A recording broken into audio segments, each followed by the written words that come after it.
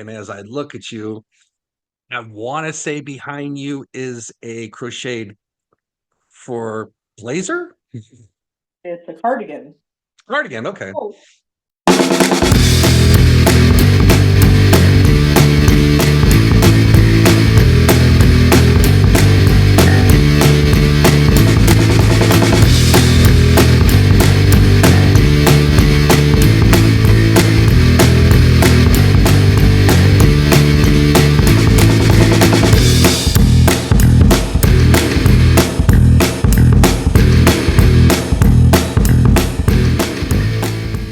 Welcome, everyone. Welcome back to Gen X Grit Veteran Owned Business Built Different podcast.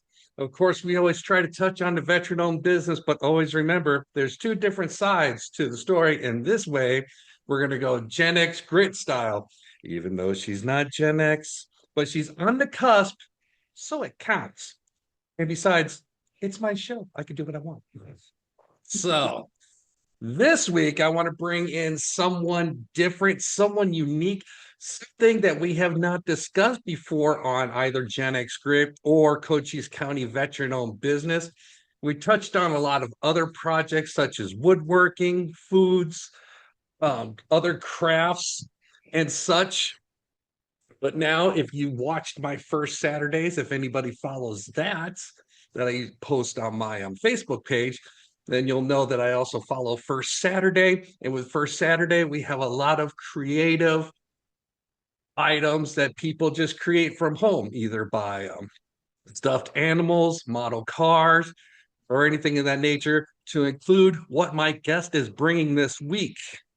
So this week, I introduce to you, I've known her basically forever, her entire life. I've known her for so long. She's grown on me like a wart, kind of like right now. Ladies and gentlemen, I want to introduce you to my cousin, and I'm going to let her take over the rest because I would not do it justice. Go ahead and introduce yourself. hello. I'm Jessica Lusby, also known as the Humble Crocheter, and I make custom crochet pieces for people out of my own home. So I started crocheting back in 2015. So it's been about 11 years now that I've been crocheting. And yeah. So you've been doing it for a hot minute. And growing up with you, you never know which way someone's going to go with a career path or anything of that nature or hobby or whatnot. Because, if someone knew you back in the day, one would think that, oh, Jess, yeah, she'll be in tumbling, she'll be cheerleading, she'll be doing some type of aerobic type of thing in the future. We should see her on ESPN or something of that nature. But life doesn't always work out the way that we want it to. I should have been a track runner, and here I am in the government. But so on that note, from beginnings, you and two brothers, and you do have a military background, family background. Mhm. Um, what led you from high school and to going into what you're doing these days, as in like you started going to do tumbling, but you was doing cheerleading, but what were some of the other things that led you to where you are today? Well, I did dancing my whole life. From starting when I was 3 years old up until my 20s. So I did that competitively and in school, in college as well. And then I started going to college and working. I was working two jobs. I was bartending and waitressing, and I just didn't really have the time to dance anymore. So I started working and going to school and really chugging along, trying to get my degree done. And then I quit smoking cigarettes and I needed a hobby. I needed something to keep myself busy. So I said, you know what? I'm going to try and crochet. So I went to Walmart and I got a skein of yarn. It was, remember that? And a thing of boyer hooks. And I went home and I put on a YouTube tutorial and I just started to learn. I did use some books too, but the YouTube tutorials were much easier for me. So that's kind of where. You needed something to keep your fingers a little bit active or something that degree from smoking or something to keep your mind off of other stuff because smoking can, at least for me when I did it back then, Mhm. something like a momentary break, a great escape to get away from what's going on out there, just going, Lord, please give me a few minutes. But then you have to go back to it. But you found something better, something that's become very amazing for not only you, but for all the followers that you have on your Facebook page who follow you because you're always creating something new there, to share on TikTok. You've created a lot of amazing items. Well, thank you. I'm always crocheting. I try to crochet every day. It really helps my mental health a lot and it keeps me focused on something meaningful, that I'm creating every day. So, It's a great coping mechanism for you, especially with the hustle and bustle of today's world and what we are going through. So, you gotta escape somewhere. yeah, definitely. Now, now these days, as you were going along dancing and all that, and then eventually to where you are today, you met your husband, Andy, and now you have two wonderful children who this is why we're doing the interview now because they're at school. We got a break. Yes, and it's important to mention too that my boys both have special needs. So I am a stay-at-home mom and I do have to take them to like therapy appointments and things like that. So it's really, I can't really work a conventional job right now. So the crocheting is a way for me to work from home and do something that I really enjoy. Does Indiana have a Head Start program? Do you know what that kind of Um, means? Like starting like preschool, especially with special needs. At least we had it in Arizona. yeah, well, they have what's called first steps, and that's like Okay. early intervention. And then my youngest actually is in the developmental preschool right now, and then Okay. he'll be starting kindergarten next year. So Outstanding. he's still going to be going half a day for the beginning of the year, but he's probably going to move up to a full day, and then I'm going to have a little bit more time even to work on the crocheting business. So, You said you started back in 2015. You started crocheting. Were there any other areas you were looking at to possibly go into that you were considering before you decided on crocheting? I mean, what led you to that eventually?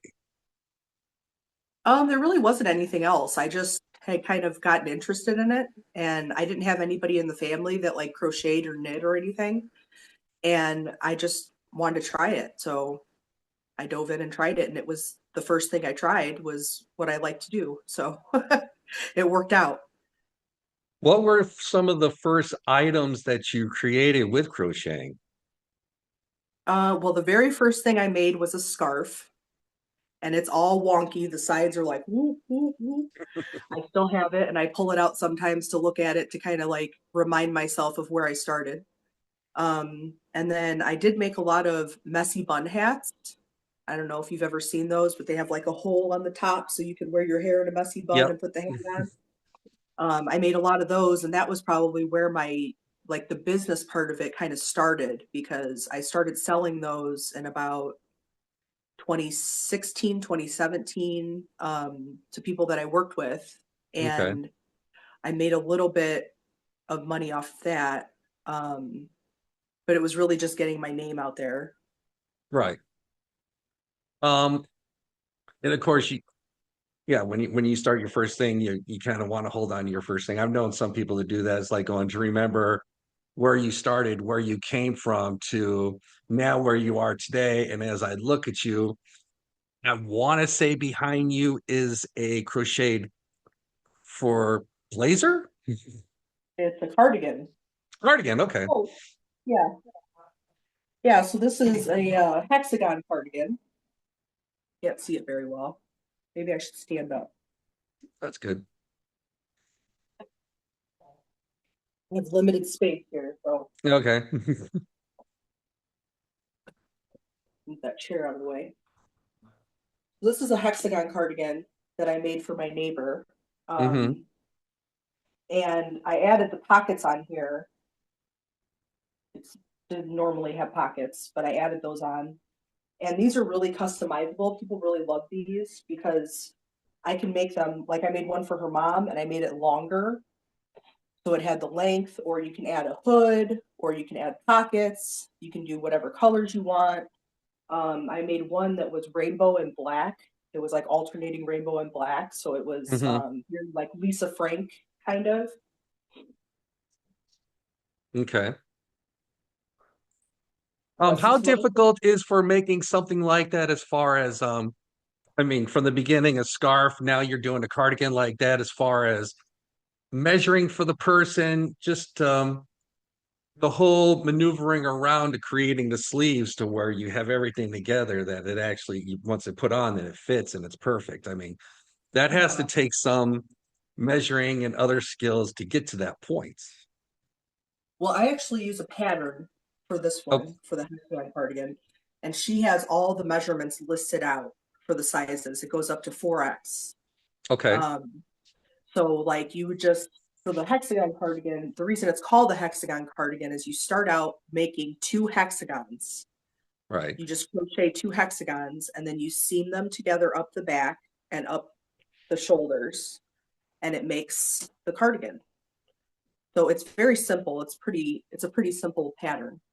Okay. And and of course, you could do that, and then you could just pick whatever colors they want because with crocheting, there's a wide array of colors, so you could choose whatever you like. They just happen to want that one in particular. Yes. Yeah, she picked out this color. She wanted this yarn. This yarn is called Karen Cakes and it's very light and hmm airy. So she wanted specifically this yarn and this is the color that she picked out. Okay. So, but I like to use Karen Cakes for a lot of things, honestly. I used one for this. I have this wild oleander hooded scarf here. I made this for myself, Okay. but this is made out of Karen Cakes as well. Oh, So it's that like is a nice. variegated yarn that just changes color on its own, so you don't have to worry about changing colors. hmm And what's nice about this is it's got a hood. It could be worn a lot of different ways. Yeah, you can wear it like this, you can wear it down, and it does go down in the front. You can't really see, but there's like a triangle here. Okay. Oh yeah. So I've done a lot of these. This is also a pattern that I use. What has been some of the more unique type of unique what has been more unique to create? Like someone said, "Hey, can you make this?" Like, well, I'll give it a shot. Let's see what I can do. I made a hooded scarf that was my own design. hmm Um, and it was just a long scarf, and then I added the hood on and I added pockets to it too. So that was one thing that was pretty challenging just because I didn't have a pattern. I did it on my own. And then something else that the most challenging thing that I've ever made was my Squeak square blanket, which I'd like to talk about Squeak a little bit if I Sure. could. Sure. So on TikTok, I started a series that's called Squeak, and I did the first season starting last September, and it ran up through like February of this year. And what I did was I found all the patterns that I could for 12-inch squares. And then I chose three different patterns, three different pictures for my followers to vote on every week. And they hmm would choose a winning square. And then that square I would make that week. And so I did this for 20 weeks and I ended up with 20 squares. And then I made a blanket out of it. And I want to show this, but I feel like I don't have enough space to show the whole thing. We'll see what we can work with. Okay. But all the squares are very like intricate. They took, each one took about a week to make. Okay. And like there's another one. So something like a crocheted version, I guess, of like when they make blankets and they put like I've known people like old shirts or some other old cloth, put it together and make it into a blanket, like a history blanket. I don't know what it's called offhand, but I guess that would be something similar like that, where they pick different patterns, different squeakies, you said? Week, yeah. Yeah. Which And means square the week. Square and week combined. Week. okay, and you just add them all together and you make this big, huge blanket type item where it looks very nice. Yeah. This was I'm gonna put this in the fair this year. I'm gonna enter it into the fair and see how it does. Okay. But it's very unique. Oh And it yes. took a long time. Obviously And a it's lot of great detail for what you put into it. So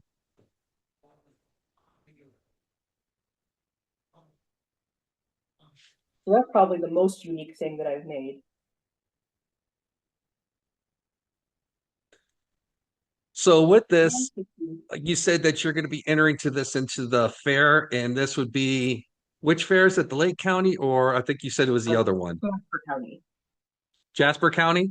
Jasper County. Yeah. Okay. Um, and explain that. I mean, you're entering into Jasper County. Is it its own individual division, or is it something more, or is it how does that go? Well, last year was the first time that I ever entered anything in the fair. So I'm not super familiar with it, but all I had to Okay. do last year was go and fill out a paper that said like what division you were entering it into, which this is a blanket, so it would be in the blanket division, which is huge. There's like a ton of blankets. At least there Hmm. was last year. So there's going to be a lot of competition. Okay. Um, is that no, I'm thinking 4-H is farming, so if I'm not mistaken. So that's just something different off to the side. Because I know the fair, at least here, Pima County and Cochise County, they have their own different type of things. So I'm not too familiar with that. So, Hmm. but I guess there is a lot of crochet and other type of art design items that are there. Yeah, they've got photography and painting, and they've even got like vegetables and fruits that people have grown. Okay. I mean, there are all sorts of stuff to look at when you go in there. It's in like the very front building. I don't know if you've ever been to Jasper County Fairgrounds, but there's like a No. building in the front, and that's where they have all the crafts and everything like that. Okay. Excuse me. While you're there, for these items, will they people be also be able to go there, look at them, and purchase some things that you may have on the side versus the one that you're going to have on there for judging? Hmm.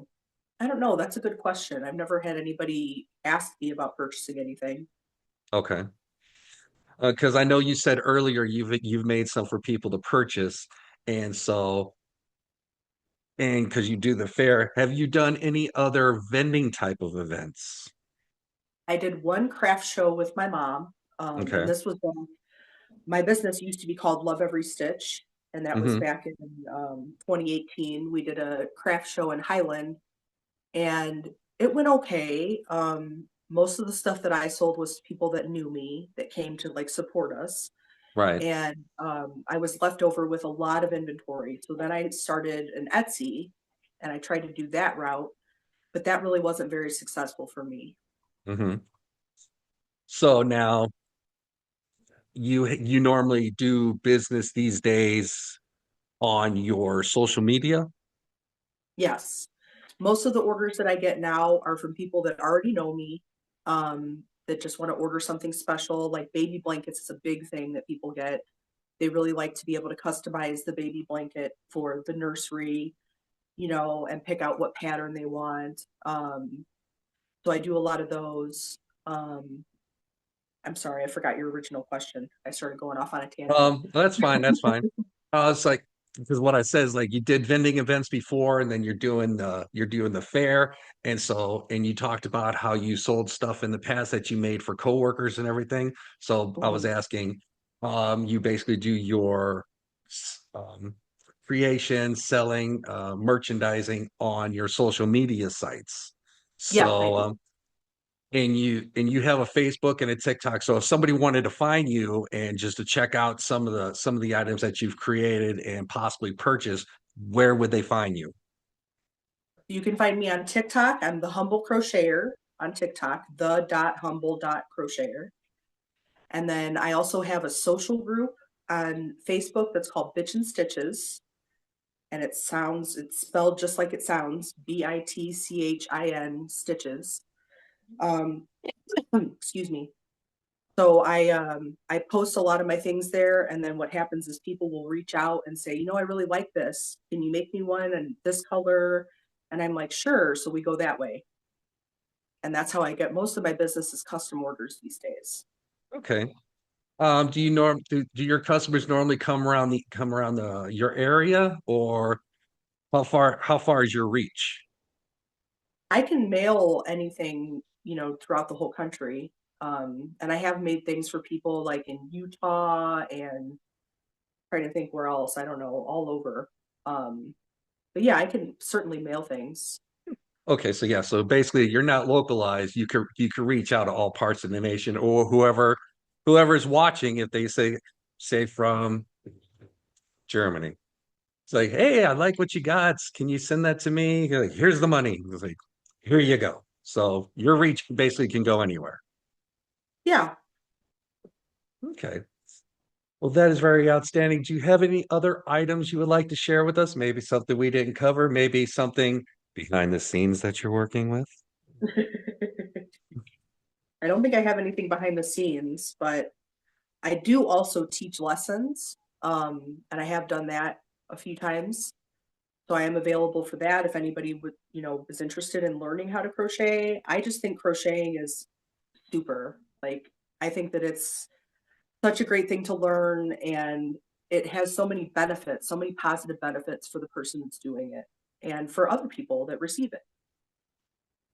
So not only can you purchase crocheted items from Jess, but you could also tune in and get lessons on how to crochet. And I'm guessing it doesn't matter what level you're at, intermediate, Nope. expert, beginner. Hey, this is my first time. How do I hold these things? Yes, exactly. I actually just taught a friend of mine to crochet just a couple weeks ago, and he's doing pretty well with it. That's great. That is outstanding. That is good to hear. It's nice. It's good to know that you've taken a hobby, which you've actually in the beginning considered just a mechanism to help you just get through, especially with quitting smoking, just to do a little something. And then you've expanded it to so much more to here's something for the coworkers, here's something this. Now let me enter it in a fair. Let me go ahead and who would like to get some of these items to let me show you how this is done. This is how I learned. So you're covering a huge spectrum of something that you just wanted to help out with you, and that's amazing. Thank you. Crocheting really is amazing. Um, and I think that it's great that anybody can learn to do it. Really, anybody can learn. I love it.